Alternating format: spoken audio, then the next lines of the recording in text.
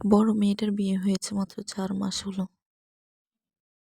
একদিন মেয়েটা তার মাকে ফোন দিয়ে বলল, "মা, এই বাড়িতে আমার খুব ভয় করে। আমি এখানে থাকবো না।" মা বলল, "কেন রে মা, কি হয়েছে?"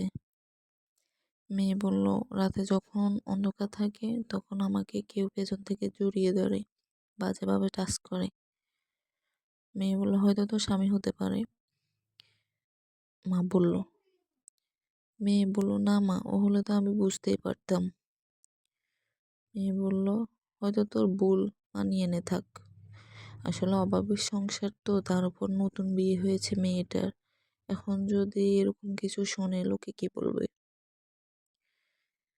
তো তারপর যখন মেয়ে বাপের বাড়িতে আসলো, যাওয়ার সময় ছোট মেয়েটাকে বোনের বাড়িতে দিল, যাতে মেয়ে ভয় না পায়।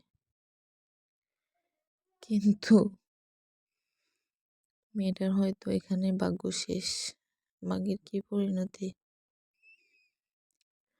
দুলাভাই আর দুলাভাইয়ের বাবার মিলে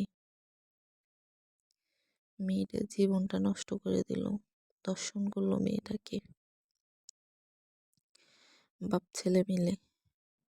এটাই আমাদের সোনার বাংলাদেশ। কিছু বলার নাই। এখন মেয়েটা আইসিইউতে মৃত্যুর সাথে পাঞ্জা লড়ছে।